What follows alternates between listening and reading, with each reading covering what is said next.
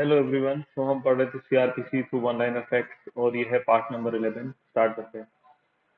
तो सेक्शन 377 से स्टार्ट करना था। सेक्शन 377 जो है बताता है कि अपील कब फाइल की जाती है स्टेट गवर्नमेंट के द्वारा। तो स्टेट गवर्नमेंट तभी फाइल करती है जब ग्राउंड्स ऑफ इनएडिक्वेंसी ऑफ सेंटेंसेस हो। सर 377 में सिर्फ इसके बारे में स्टेट गवर्नमेंट के पास अपील प्रोवाइड करने का राइट होता है। फिर जो अपील है अंडर सेक्शन 377 में स्टेट गवर्नमेंट किसको डायरेक्ट करेगी? पब्लिक प्रोसिक्यूटर को डायरेक्ट करेगी कि वो फाइल करेगा अपील अगेंस्ट द सेंटेंसेस में। अब जो यहाँ पे कोर्ट ऑफ सेशन के पास अपील होती है अगर यहाँ पे कोई सेंटेंस जो है पास किया गया है मैजिस्ट्रेट के द्वारा। और अगर बाकी केसों में कैसा है कि हाई कोर्ट के पास होगी अगर जो सेंटेंस है पास किया गया किसी अदर कोर्ट के द्वारा। ठीक है। फिर जो अपीलेट कोर्ट है जब भी यहाँ पे डिस्पोज कर रहा है अपील यहाँ पे तो सीआरपीसी में, तो वो यहाँ पे एनहेंस नहीं कर सकता पनिशमेंट जब तक कि वो यहाँ पे अपॉर्चुनिटी प्रोवाइड नहीं कर दे किसी को कि वो शो पोस्ट कर पाए अगेंस्ट द एनहेंसमेंट। और यहाँ पे नॉट इन्फ्लिक्ट मतलब यहाँ पे ग्रेटर पनिशमेंट उसको नहीं दी जाए। Then the trial was competent. Trial court जो था यहाँ पे कॉम्पिटेंट टू अवॉर्ड करने का था, मतलब जो ट्रायल कोर्ट जिसने यहाँ पे ट्रायल किया वो यहाँ पे जितना कॉम्पिटेंट था अवॉर्ड करने के लिए पनिशमेंट सिर्फ उतनी पनिशमेंट दी जाए। इस तरीके से वो यहाँ पे मतलब उसको एक रीजनेबल अपॉर्चुनिटी दी जाएगी बीइंग हर्ड करने की। सिर्फ इतनी सी बात है।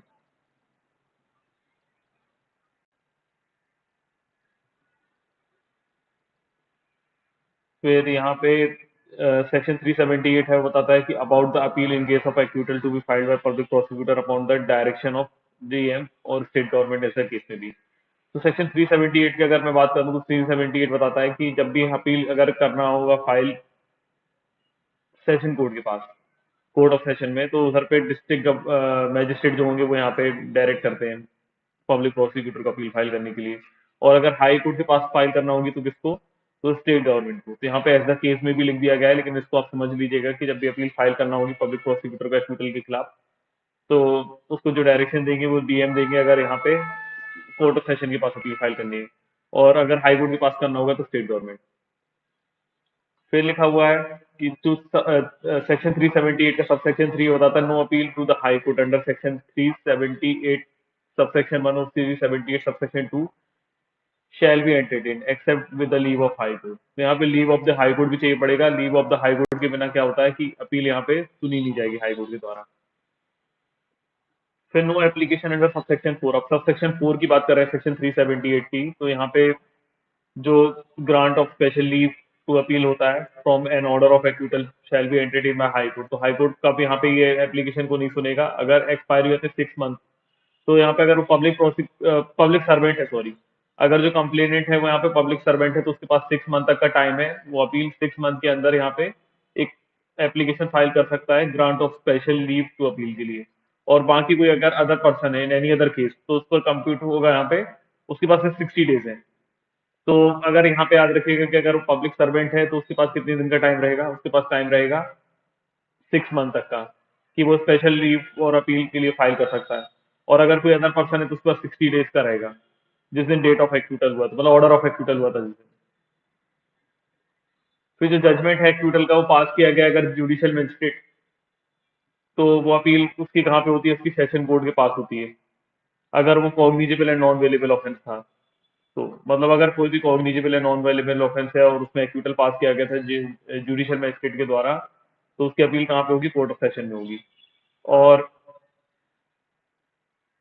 और अगर यहाँ पे क्या होता है कि जब भी हाई कोर्ट की बात करें, अगर हाई कोर्ट ने अगर अपील को रिवर्स कर दिया है किसी ऑर्डर ऑफ एक्यूटल को किसी एक्यूज को और कन्विक्ट कर दिया है, उसको सेंटेंस दे दिया या तो डेथ या तो इम्प्रिजनमेंट फॉर लाइफ या फिर कोई ऐसी सेंटेंस दे दी है जो कि मोर देन 10 ईयर्स है,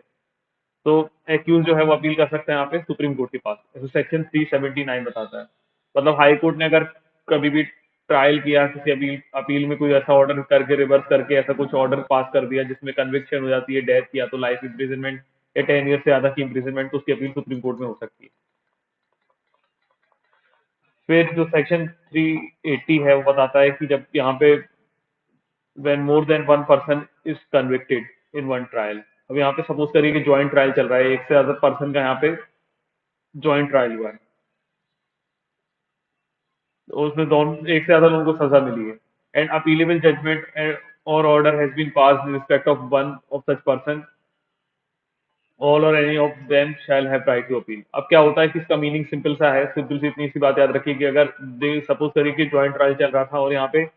एक से ज्यादा लोगों को कन्विक्ट कर दिया गया। अब जिन लोगों को कन्विक्ट कर दिया गया उसमें से अगर किसी एक के पास भी अगर राइट टू अपील होता है तो सारे के पास यहाँ पे राइट टू अपील हो जाएगा जिनको कन्विक्शन हुई है। मतलब अगर एक को भी अगर यहाँ पे कन्विक्शन के खिलाफ राइट टू अपील था तो सारे पर्सन को वो राइट हो जाएगा। फिर सेक्शन 381 की बात करें तो ये बताता है कि how appeal to the court of session are heard. तो जब भी यहाँ पे कोर्ट ऑफ सेशन होगा या फिर सेशन जज होंगे वो हर्ड करेंगे सेशन जज या एडिशनल सेशन जज के द्वारा। मतलब यहाँ पे अगर किसी भी अपील को अगर आप कोर्ट ऑफ सेशन के पास फाइल करते हैं तो कोर्ट ऑफ सेशन कैसे अपील को सुनेगी, या तो कोर्ट ऑफ सेशन सुन लेगी या फिर एडिशनल सेशन जज जो होते हैं वो सुन लेंगे। लेकिन प्रोवाइड दैट में लिखा हुआ है कि अगर कोई ऐसी अपील है जिसमें कन्विक्शन यहाँ पे जो ट्रायल हुआ था वो मैजिस्ट्रेट ऑफ सेकंड क्लास ने किया था तो उसको यहाँ पे हार्ड और डिस्पोज कोई भी कर सकता है। मतलब जो यहाँ पे असिस्टेंट सेशन जज भी कर सकते हैं या फिर चीफ जुडिशियल मजिस्ट्रेट भी कर सकता है। मतलब सिंपल सी बात याद रखिए कि अगर किसी भी अपील को फाइल किया गया कोर्ट ऑफ सेशन में तो कोर्ट ऑफ सेशन किस तरीके से हार्ड करेगा, या तो कोर्ट ऑफ सेशन या सेशन जज या एडिशनल सेशन जज जो होते हैं वो उस अपील को सुन सकते हैं। ठीक है। और अगर कोई ऐसी अपील है जहाँ पे कन्विक्शन किसी सेकंड क्लास मजिस्ट्रेट ने दी थी तो उसको डिस्पोज ऑफ कर सकता है असिस्टेंट सेशन जज भी और चीफ जुडिशियल मजिस्ट्रेट भी। तो हमेशा याद रखिए कोर्ट ऑफ सेशन में अगर फाइल की गई तो सेशन जज या एडिशनल सेशन जज भी सुनेंगे, और बाकी अगर सेकंड क्लास का तो मैजिस्ट्रेट सेकंड क्लास ने अगर कन्विक्शन दी है तो उसकी अपील कौन सुन सकता है, एडिशनल सेशन जज भी, ओ सॉरी, असिस्टेंट सेशन जज भी सुन सकते हैं और चीफ जुडिशियल मजिस्ट्रेट भी सुन सकते हैं। अब सेक्शन 382 जो है वो प्रोवाइड करता है petition of appeal shall be accompanied by copy of judgement or order appeal against. तो यहाँ पे जो भी पेटिशन फाइल किया आता है अपील का उसके साथ यहाँ पे कॉपी ऑफ जजमेंट या ऑर्डर जिसके अगेंस्ट अपील की जा रही है वो यहाँ पे अटैच होना चाहिए। फिर सेक्शन 383 जो है वो प्रिस्क्राइब करता है प्रोसीजर जब भी यहाँ पे अपेलेंट जो है वो अगर जेल में है। तो procedure when appellant is in jail, मतलब तो अगर अपेलेंट जो है अगर वो जेल में है तो वो यहाँ पे प्रेजेंट कर सकता है पेटिशन ऑफ अपील को, उसमें अकोम्पनाइड होगी कॉपीज जो है, और वो officer in charge of the jail को दे देगा। और जो ऑफिसर इंचार्ज होगा वो यहाँ पे क्या करेगा, who shall thereupon forward such petition and copies to the proper appellate court. तो क्या होता है कि यहाँ पे क्या होता है कि जब भी प्रोसीजर बता रहे हैं कि अगर एपेलेंट जेल में है तो जेल में अगर एपेलेंट है तो वो क्या करेगा, अपने पेटिशन जो है उसके अपील के वो उसकी कॉपीज को अकोम्पनाई करके officer in charge of the jail को दे देगा, और जो officer in charge of the jail होगा वो यहाँ पे उन कॉपीज को फॉरवर्ड कर देगा टू प्रॉपर एपिलेट कोर्ट में। फिर यहाँ पे सेक्शन 384 की बात करें तो समरी डिस्पोजल ऑफ अपील जो है उसके बारे में बात करता है। तो अगर यहाँ पे अपीलेट कोर्ट को यहाँ पे लगता है कि यहाँ पे कोई सफिशिएंट ग्राउंड नहीं है इंटरफेयर करने का तो वो यहाँ पे डिसमिस कर सकते हैं अपील को समरी मैनर में, समरीली, मतलब ज्यादा कुछ चेक करे बिना समरी वे में डिस्पोज ऑफ कर सकते हैं। फिर सेक्शन 384 का जो प्रोवाइजो है वो बताता है कि प्रोवाइजो में तीन चीजें दी हुई हैं। तो पहले ए नंबर का प्रोवाइजो देखते हैं। तो यहाँ पे कोई भी अपील जो है प्रेजेंट की गई है अगर सेक्शन 382 में तो उसको यहाँ पे डिसमिस नहीं किया जाएगा, नो से पड़ेगा नो, तो shall be dismissed unless a reasonable opportunity of being heard is provided to the appellant of his pleader. यहाँ पे और होगा, ऑफ लिख दिया है गलती से, और इज प्लीडर। तो यहाँ पे क्या होता है कि जब भी अगर किसी भी अपील को सेक्शन 382 में फाइल किया गया है तो उसमें यहाँ पे डिस्पोज नहीं करेंगे जब तक यहाँ पे रीजनेबल अपॉर्चुनिटी नहीं दी जाती उसको। फिर जो अपील है वो प्रेजेंट की गई अगर सेक्शन 383 में तो 383 में उसको reasonable opportunity of being heard भी देंगे, या फिर क्या लगता है एपेलेट कोर्ट अगर कंसीडर करता है कि जो अपील है वो फ्रिवोलस है, मतलब जानबूझ के टाइम वगैरह खराब करने के लिए या गलत इंटेंशन से फाइल की गई है तो उसको यहाँ पे डिसमिस कर सकते हैं।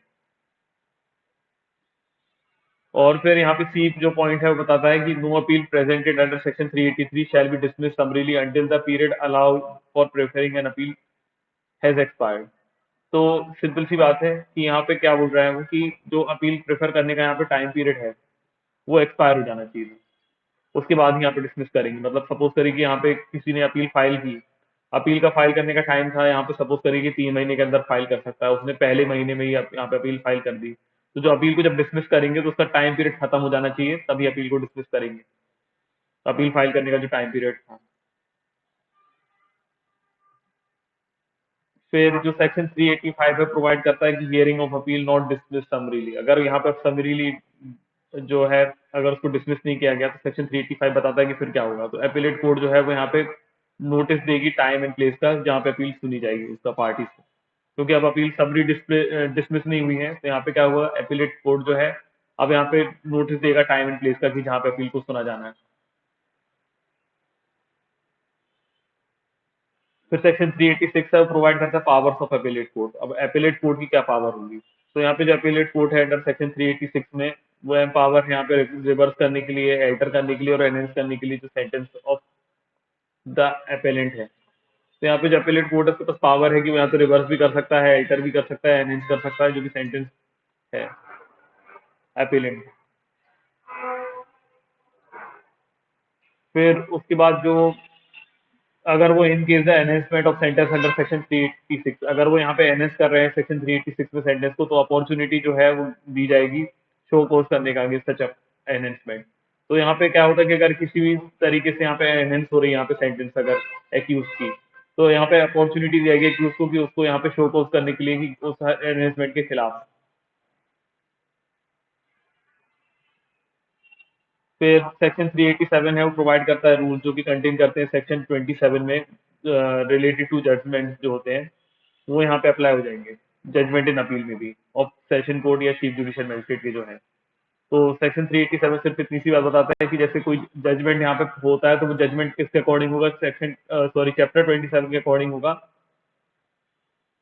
जैसा कि वो तब अप्लाई होता है जब जजमेंट इन अपील में हो, मतलब जो जजमेंट इन अपील होगा सेशन कोर्ट का या चीफ जुडिशियल मजिस्ट्रेट का उसी तरीके से होगा। मतलब सिंपल सी बात है कि जब भी यहाँ पे अपील का जो जजमेंट होगा वो चैप्टर 27 के अकॉर्डिंग ही होगा, जो भी यहाँ पे जजमेंट ऑफ अपील है कोर्ट ऑफ सेशन या चीफ जुडिशियल मजिस्ट्रेट की। फिर सेक्शन 388 प्रोवाइड करता है कि when ever a case is decided on appeal bye the high court. अब क्या है कि यहाँ पे सेक्शन 388 बता रहा है कि अगर कोई जो अपील है वो डिसाइड की गई है हाई कोर्ट के द्वारा, तो हाई कोर्ट जो है वो सर्टिफाई करेगा अपने ऑर्डर या जजमेंट को to the court which the finding sentence order appeal against was recorded or pass. Suppose करिए कि यहाँ पे किसी अपील को हाई कोर्ट ने यहाँ पे डिसाइड किया। अब जो हाई कोर्ट ने यहाँ पे जो अपील को डिसाइड वगैरह किया है, तो हाई कोर्ट अपने जो ऑर्डर और जजमेंट वगैरह जो है वो सर्टिफाई करेगा उस लोअर कोर्ट को भी, जिसने यहाँ पे फाइंडिंग सेंटेंस या ऑर्डर जिसके खिलाफ यहाँ पे अपील की जा रही है, जिसने वो यहाँ पे रिकॉर्ड किया था या पास किया था वो जजमेंट वगैरह, उसको भी यहाँ पे। और फिर जो कोर्ट होगी जिसको यहाँ पे हाई कोर्ट ने सर्टिफाई किया है वो जजमेंट और ऑर्डर, वो देयर अपॉन क्या करेगी, उसके बाद क्या करेगी, मतलब उस ऑर्डर को conformable to the judgement or order of the high court, मतलब उस ऑर्डर को उसी तरीके से पास कर देगी जैसा कि हाई कोर्ट ने पास किया है। मतलब वो ट्रायल कोर्ट जिसने यहाँ पे पहले जजमेंट पास किया था जिसकी अपील को हाई कोर्ट में रिवर्स कर दिया या कुछ चेंज कर दिया और जो जजमेंट अपना सर्टिफाई करके भेज दिया, उस तरीके से लोअर कोर्ट अब वो फॉलो करेगी। फिर सेक्शन 389 प्रोवाइड करता है कि when an appeal by the convicted person is pending, an appellate court may order the execution of sentence to be suspended, and the court can release him on bail after giving the public prosecutor an opportunity to show cause by such bail should not be granted। तो अब section 389 बता रहा है कि जब भी किसी appeal जो हुई है,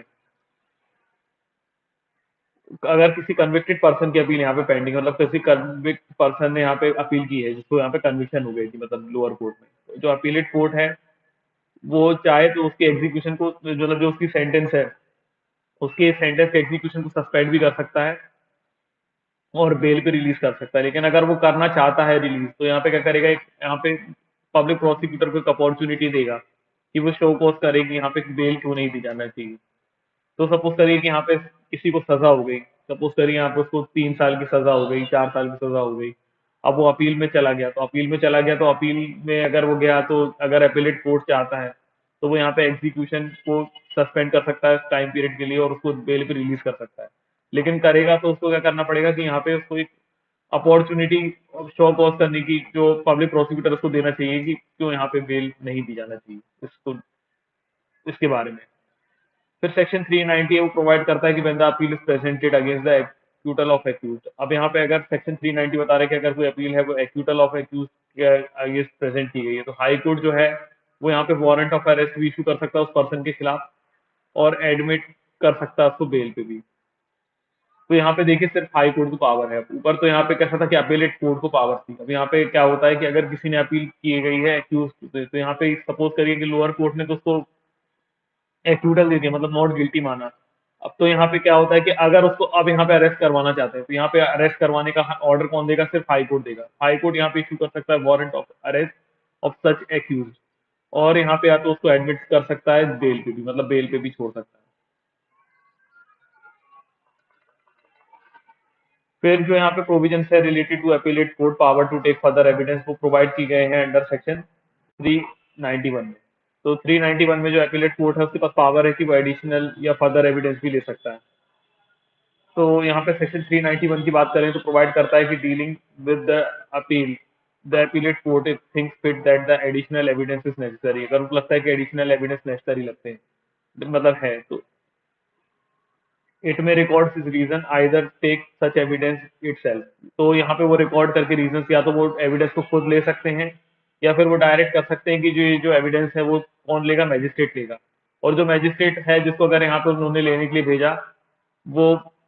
वो यहाँ पे फिर सर्टिफाई करेगा उन एविडेंसेस को अपीलेट कोर्ट के पास, और उसके अकॉर्डिंग यहाँ पे प्रोसीड करेंगे, डिस्पोज करेंगे अपील को।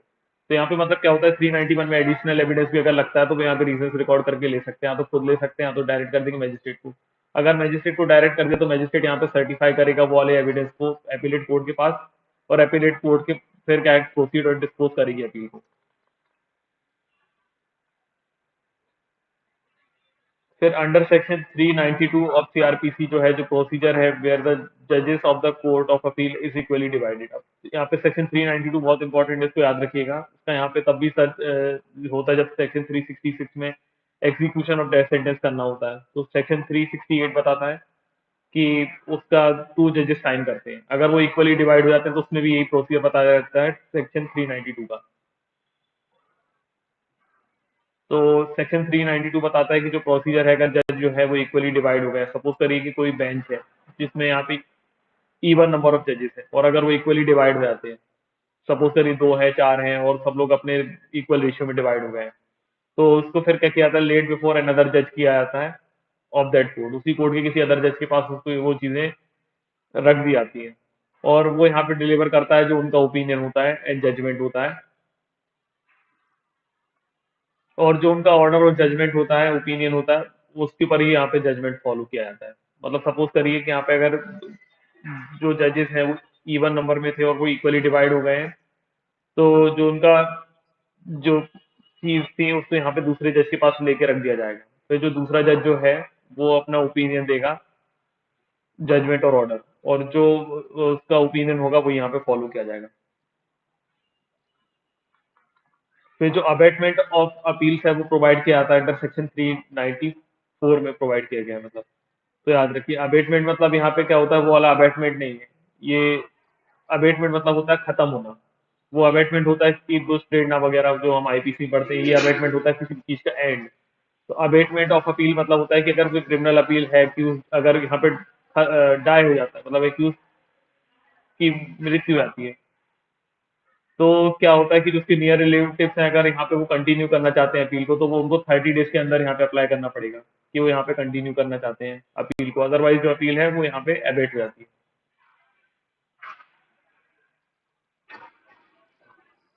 फिर जो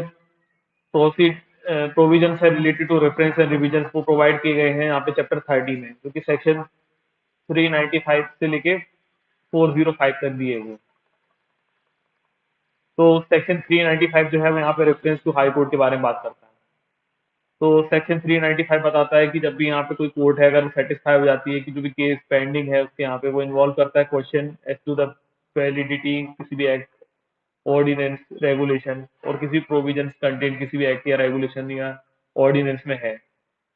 और जो determination of which it is necessary for the disposal of case, और जो उनका डिटर्मिनेशन है वो किसी केस के लिए यहाँ पे नेसेसरी है डिस्पोज करने के लिए। और ये ओपिनियन है यहाँ पे कि जो एक्ट, ऑर्डिनेंस या रेगुलेशन है, जो प्रोविजन है, वो या तो इनवैलिड है, इनऑपरेटिव है, लेकिन उसको यहाँ पे डिक्लेयर नहीं किया गया है हाई कोर्ट के द्वारा या सुप्रीम कोर्ट के द्वारा। तो यहाँ पे वो जो है वो रेफर कर सकते हैं चीज को यहाँ पे मतलब उन चीजों को जो भी मतलब ये एक्ट ऑर्डिनेंस वगैरह जो है डिसीजन ऑफ हाई कोर्ट के लिए।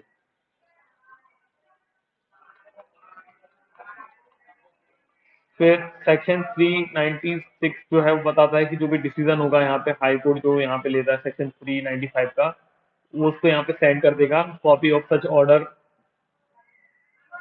To the court by which the reference was made. तो यहाँ पे हाई कोर्ट जो है वो डिसीजन लेने के बाद अपनी जो कॉपी है वो उसको ऑर्डर को दे देगा और जहाँ से यहाँ पे रेफरेंस की गई थी जिस कोर्ट के द्वारा, और वो जो है वो कोर्ट यहाँ पे डिस्पोज करेगी उस केस को comfortably to the state order. फिर जो हाई कोर्ट है और कोर्ट ऑफ सेशन है उनके पास यहाँ पे पावर है कि वो रिकॉर्ड कर सक कॉल कर सकते हैं रिकॉर्ड जो भी एक्सरसाइज कर सकते हैं पावर ऑफ रिवीजन की। मतलब यहाँ पे हाई कोर्ट और कोर्ट ऑफ सेशन के पास पावर है यहाँ पे कि वो रिकॉर्ड्स भी कॉल कर सकते हैं जो भी पावर ऑफ रिवीजन कर रहे हैं उसके लिए। मतलब अगर सपोज करिए कि हाई कोर्ट या कोर्ट ऑफ सेशन है वो रिवीजन कर रही है, तो यहाँ पे रिवीजन के दौरान वो यहाँ पे रिकॉर्ड को भी कॉल कर सकते हैं।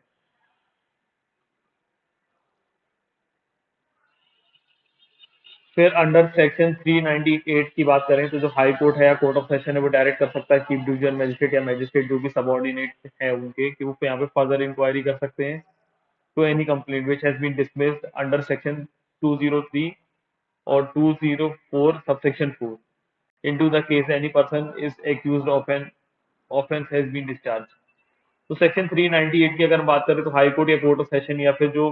मतलब हाई कोर्ट या कोर्ट ऑफ सेशन जो है वो डायरेक्ट कर सकते हैं चीफ जुडिशियल मजिस्ट्रेट को या जो भी मजिस्ट्रेट उनके सबऑर्डिनेट है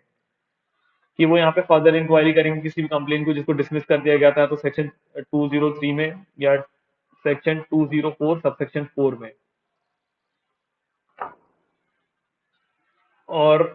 into the case any person जो है एक्यूज अगर वो ऑफेंस का है मतलब उनको लग रहा है और जिसको डिस्चार्ज कर दिया गया है। फिर सेक्शन 399 जो है वो डील करता है सेशन जज की पावर डिवीजन की। तो यहाँ पे सेक्शन 399 का सबसेक्शन 3 जो है प्रोवाइड करता है कि where an application for revision is made by or behalf of any person before the session जज। तो यहाँ पे क्या होता है कि अगर कोई भी एप्लीकेशन है जो रिवीजन की यहाँ पे या तो किसी ने मेड की है उसके बिहाफ में किसी पर्सन ने मेड की गई है के द्वारा मेड की गई है सेशन जज के पास, तो जो डिसीजन होगा सेशन जज का in relation to such person shall be final and no further proceeding by way of revision at the instance of such person shall be entertained by the high court. तो simple सी बात है कि यहाँ पे क्या होता है कि अगर किसी पर्सन ने अगर रिवीजन फाइल किया या उसके बिहाफ में किसी पर्सन ने यहाँ पे रिवीजन फाइल किया सेशन जज के कोर्ट में, तो जो सेशन जज का यहाँ पे डिसीजन होगा वो यहाँ पे फाइनल होगा, उसकी कोई भी प्रोसीडिंग यहाँ पे उस पर्सन के इंस्टेंस पे हाई कोर्ट में नहीं की जाएगी। फिर जो सेक्शन 400 है वो यहाँ पे प्रोवाइड करता है कि एडिशनल सेशन जज के पास भी यहाँ पे सारी वो वाली पावर होंगी मतलब है, एंड वो एक्सरसाइज भी कर सकते हैं सारी पावर जो कि यहाँ पे सेशन जज के पास होती है जब भी कोई केस उसको उनको यहाँ पे ट्रांसफर किया जाता है। तो यहाँ पे मतलब रिवीजन की जो पावर है यहाँ पे सेशन जज के पास जो होती है वो यहाँ पे सेक्शन 400 बोलता है कि यहाँ पे एडिशनल सेशन जज के पास भी वही रिवीजन की पावर्स होती हैं और यहाँ पे वो एक्सरसाइज कर सकते हैं सारी पावर जो भी यहाँ पे सेशन जज के पास होती है जो भी केस जैसे इनके पास ट्रांसफर करके आया होगा, तो मतलब ट्रांसफर करके आया हुआ है। तो फिर एक केस था Harman Singh versus state of Himachal Pradesh. तो उसमें जो जस्टिस कृष्णा अय्यर थे उन्होंने ऑब्जर्व किया कि यहाँ पे अगर टू मैनी अपील मतलब बहुत सारी अपील होगी या रिवीजन होगा तो यहाँ पे ये बेन हो जाता है, मतलब एक तरीके से खराब कर देता है। या बेन का मीनिंग मैं आपको बता देता हूँ, एक मिनट मैंने लिख रखा था फिर भी बताता हूँ, एक minute.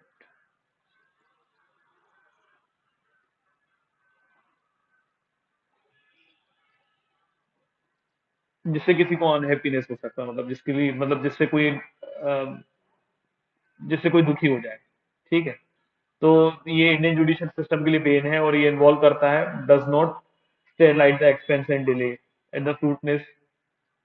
Fruitless chase of perfection. तो यहाँ पे क्या होता है कि इसमें इन्वॉल्व हो जाता है कि बहुत सारा एक्सपेंसेस और डिले और एक तरीके से ये रोक देता है स्टेरलाइट कर देता है जो फ्रूट होना चाहिए चेज ऑफ परफेक्शन के, इस तरीके से उनका कहना था इस केस में। फिर यहाँ पे जब भी कोर्ट ऑफ सेशन जज है या फिर हाई कोर्ट है वो यहाँ पे कॉल कर सकती है एग्जामिन कर सकती है रिकॉर्ड जो भी पेंडिंग है बिफोर इंफीरियर क्रिमिनल कोर्ट, और इसको यहाँ पे रिवीजन बोलते हैं। मतलब रिवीजन की डेफिनेशन यहाँ पे सीआरपीसी में कहीं भी बताई नहीं गई है, सीपीसी में भी शायद रिवीजन को डिफाइन नहीं किया गया। तो रिवीजन होता क्या है? तो रिवीजन का मतलब एक तरीके से बता रहा है कि जब भी यहाँ पे सेशन जज है या हाई कोर्ट है वो कॉल करते हैं और एग्जामिन करते हैं रिकॉर्ड जो भी प्रोसीडिंग है किसी इंफीरियर क्रिमिनल कोर्ट में, तो उसको यहाँ पे रिवीजन बोलते हैं। फिर जो हाई कोर्ट की पावर है रिवीजन करने की वो यहाँ पे सेक्शन 401 ऑफ सीआरपीसी में दी गई है। फिर एक केस था यहाँ पे Dina versus union of India. उसमें यहाँ पे जो रिलेट मतलब वो रिलेट करता था यहाँ पे hanging as a mode of execution से रिलेटेड केस था कि ये कॉन्स्टिट्यूशनल है या अनकॉन्स्टिट्यूशनल है। तो इस केस में सुप्रीम कोर्ट ने एडजुडिकेट किया था कि whether upon the execution of जो death penalty by hanging is row constitutional है या नहीं। तो उसमें कॉन्स्टिट्यूशनल बता दिया गया था, क्योंकि अभी भी जो है अगर किसी को डेथ सेंटेंस दी जाती है, सबने अजमल का साहब का देखा, या और तो रिसेंटली बहुत रेयरेस्ट ऑफ रेयर केस में दी जाती है, तो हमारे पास एग्जाम्पल कम होंगे। तो या फिर निर्भया वाले केस में यहाँ पे जो डेथ सेंटेंस दी जाती है आपको पता होगा कि उसका एग्जीक्यूशन किस तरीके से होता है, हैंगिंग बाय रोप टिल डेथ किया जाता है। तो यहाँ पे वो कॉन्स्टिट्यूशनली डिक्लेयर किया गया था इस केस में, Deena versus state of sorry Deena versus union of India case में, याद रखिएगा। फिर while exercising the power of revision under CRPC, the High Court cannot convert a finding of acquittal into one of conviction। ऐसा section 401 subsection 3 बताता है कि जब भी यहाँ पे अगर रिवीजन कर रहा है हाई कोर्ट, तो हाई कोर्ट जो है वो क्या नहीं कर सकता रिवीजन की पावर में। रिवीजन की पावर में अगर सिर्फ यहाँ पे एक्यूटल हुआ था तो उसको कन्विक्शन में कन्वर्ट नहीं कर सकता। मतलब यहाँ पे अगर हाई कोर्ट जो है वो रिवीजन की पावर को एक्सरसाइज कर रहा है, तो हाई कोर्ट जो है अगर किसी पर्सन को यहाँ पे एक्यूटल हुआ था उसको कन्विक्शन में कन्वर्ट नहीं कर सकता। ठीक है, बाकी सारी चेंजेस कर सकते हैं। फिर सेक्शन 401 सब सेक्शन 4 बताता है कि जो भी अपील यहाँ पे है lies by no appeal is brought then no proceeding by way of revision shall be entertain. तो यहाँ पे क्या होता है कि एट द टाइम या तो रिवीजन हो सकता है या तो अपील हो सकती है। अगर किसी का अपील का राइट है तो यहाँ पे रिवीजन नहीं एंटरटेन किया जाता। तो सेक्शन 401 का सबसेक्शन 4 सिर्फ इतनी सी बात बताता है कि अगर यहाँ पे अपील जो है वो लाई करती है और यहाँ पे कोई अपील ब्रॉड नहीं की गई, तो यहाँ पे कोई proceeding by way of revision यहाँ पे एंटरटेन नहीं की जाएगी। फिर यहाँ पे 401 सबसेक्शन 5 है, वो बताता है कि under the code an appeal lies but an application for revision has been made to the high court by any person and the high court is satisfied that the such application was made under erroneous belief that no appeal lies thereto and it is necessary in the interest of justice to do so, the high court may treat application for revision as a petition of appeal and deal the same accordingly। अब suppose करिए कि किसी को यहाँ पे एररनेस belief था कि जो वो यहाँ पे अपील उस केस की हो ही नहीं सकती, और उसने इस बिलीफ में एररनेस मतलब एररनेस बिलीफ में उसने यहाँ पे अपील फाइल करने की बजाय यहाँ पे क्या कर दिया, रिवीजन फाइल कर दिया। तो जो यहाँ पे हाई कोर्ट है, अगर उनको यहाँ पे लगता है कि जो नेसेसरी यहाँ पे in the interest of justice, तो यहाँ पे हाई कोर्ट क्या कर सकता है, वो एप्लीकेशन फॉर रिवीजन का जो है यहाँ पे उसको ऐसा पेटिशन ऑफ अपील ट्रीट कर सकता है और अकॉर्डिंगली इसमें डिसीजन दे सकता है। फिर यहाँ पे सेक्शन 402 का सबसेक्शन 1 जो है वो बताता है यहाँ पे थोड़ा सीक्वेंस जो है, नहीं सही सीक्वेंस सही है, यहाँ पे 401 था, यहाँ पे 402 का सबसेक्शन 1 देखते हैं हम। 402 का सबसेक्शन 1 बताता है कि that whenever one or more person is convicted at the same trial, make an application to High Court for revision, and any other person is convicted at the same trial makes the application to the session judge for revision. The High Court shall decide, sorry, which of two courts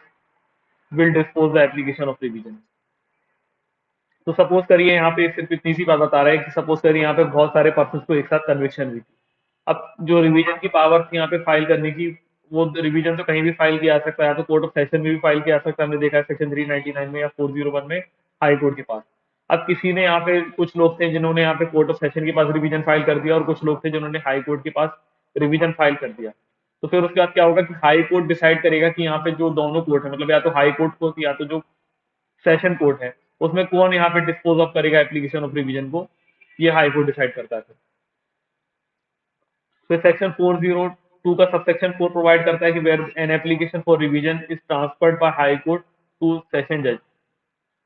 no further application for revision shell lie to high court और to any other court at the instance of the person whose application for revision has been disposed of by the session जज। तो suppose करिए यहाँ पे इतनी सी बात बता रहा है कि अगर हाई कोर्ट ने यहाँ पे कोई एप्लीकेशन जो रिवीजन के उसके पास की गई थी उसको सेशन जज के पास ट्रांसफर कर दिया, तो फिर उसके बाद यहाँ पे कोई भी जो फर्दर एप्लीकेशन है रिवीजन की वो हाई कोर्ट के पास नहीं लगाई जाएगी, या फिर किसी अदर कोर्ट के पास भी नहीं लगाई जा सकती उस पर्सन के द्वारा जिसकी रिवीजन को यहाँ पे डिस्पोज ऑफ कर दिया था सेशन जज ने। सेशन जज ने इसकी यहाँ पे जिसके यहाँ पे एप्लीकेशन को सेशन जज ने यहाँ पे डिस्पोज ऑफ किया है रिवीजन की, उसके इंस्टेंस से। अब सेक्शन 403 की बात करें तो यहाँ पे जो कोर्ट है वो एक्सरसाइज करता power of revision will not hear any party, but if it thinks fit the exercise such power may hear any party either personally or by pleader. तो यहाँ पे सिंपल सी बात है, यहाँ पे बात कर रहे हैं कि जब भी यहाँ पे कोर्ट एक्सरसाइज करता है पावर ऑफ रिवीजन का, तो यहाँ पे वो किसी पार्टी को सुनता नहीं है, लेकिन अगर उनको ठीक लगता है तो वो एक्सरसाइज करते हुए पावर ऑफ रिवीजन को यहाँ पे हियर कर सकते हैं आइदर पार्टी को पर्सनली या फिर उनकी प्लीडर्स के थ्रू। तो जनरली यहाँ पे क्या होता है कि जनरल रूल ऐसा राइट है कि आपको सॉरी यहाँ पे ऐसे जनरल रूल है कि रिवीजन में पार्टीज को हियर नहीं किया जा सकता, लेकिन अगर कोर्ट को लगता है तो कोर्ट यहाँ पे हियर कर सकती है पार्टीज को पर्सनली या उनके प्लीडर के थ्रू। तो सेक्शन 404 है वो प्रोवाइड करता है कि when the record of any trial held by the Metropolitan Magistrate is called by the High Court of Session Judge. The magistrate may submit the record along with the grounds of such decision, and the court may consider such statements before overruling or setting aside the decision or order. तो यहाँ पे क्या होता है कि यहाँ पे metropolitan magistrate specially दिया हुआ है, मतलब यहाँ पे कोई जुडिशियल मैजिस्ट्रेट की बात नहीं हो रही, सिर्फ यहाँ पे जो मेट्रोपॉलिटन मैजिस्ट्रेट होते हैं जो मेट्रोपॉलिटन सिटीज में, अगर उनका यहाँ पे कोई भी रिकॉर्ड जो है वो कॉल किया गया था या तो हाई कोर्ट के द्वारा या सेशन जज के द्वारा, और फिर जो ये मैजिस्ट्रेट है वो सबमिट भी करेंगे यहाँ पे अपने रिकॉर्ड, और उसके साथ वो अपने ग्राउंड्स देंगे कि किस ग्राउंड पर उन्होंने यहाँ पे डिसीजन या ऑर्डर दिया, और जो ग्राउंड्स और डिसीजन मतलब जिस ग्राउंड पे उन्होंने अपना डिसीजन दिया उसको यहाँ पे कंसीडर किया जाएगा सच स्टेटमेंट्स को, जब भी यहाँ पे हाई कोर्ट या कोर्ट ऑफ सेशन या तो ओवर रूल कर रहा है या सेटिसाइड कर रहा है उस डिसीजन या ऑर्डर को। तो 404 सिर्फ इतनी बात करता है कि अगर मेट्रोपॉलिटन मैजिस्ट्रेट का यहाँ पे कोई रिकॉर्ड कॉल किया गया तो उसके ग्राउंड्स भी पूछे जाएंगे कि किस ग्राउंड पे उसने वो डिसीजन दिया, और उसको यहाँ पे जो हाई कोर्ट या कोर्ट ऑफ सेशन है वो यहाँ पे कंसीडर भी करेगा जब भी किसी सेंटेंस को ओवर रूल या सेटिसाइड कर रहा है तो। अब जो सेक्शन 405 है बताता है कि अगर यहाँ पे कोई भी केस यहाँ पे रिवाइज किया गया हाई कोर्ट या कोर्ट ऑफ सेशन के द्वारा, मतलब यहाँ पे अगर कोई भी केस है उसको यहाँ पे रिवाइज किया गया है हाई कोर्ट या सेशन जज के द्वारा, तो यहाँ पे वो सर्टिफाई करेगा अपने डिसीजन को उस कोर्ट के पास जिसने यहाँ पे वो फाइंडिंग सेंटेंस या मतलब जिसका ऑर्डर यहाँ पे रिवाइज किया गया है, और वाज रिकॉर्डेड और पास, मतलब जिसने यहाँ पे रिकॉर्ड किया था पास किया है, तो मतलब यहाँ पे क्या होता है कि जब भी यहाँ पे रिवीजन किया गया तो हाई कोर्ट या कोर्ट ऑफ मतलब सेशन जज है या हाई कोर्ट है वो अपने जो ऑर्डर है उसको सर्टिफाई करेंगे उस कोर्ट के पास जिसने यहाँ पे जो ओरिजिनली वो ऑर्डर को रिकॉर्ड किया था या पास किया था, and the court to which the decision or order जिसको सर्टिफाई किया गया है make orders conformity with the decision so certified. मतलब सिंपल सी बात है कि क्या है कि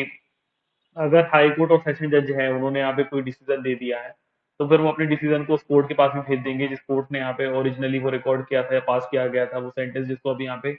रिवर्स कर दिया गया है या चेंज कर दिया गया है, और जो वो कोर्ट होगी वो यहाँ पे क्या करेगी उसको कंफर्मिटी के साथ उस डिसीजन के एक्ट करेगी जो डिसीजन यहाँ पे सर्टिफाई किया गया हाई कोर्ट या सेशन जज के द्वारा। तो इस वीडियो में इतना ही, नेक्स्ट हम आगे नेक्स्ट वीडियो में कंटिन्यू करेंगे।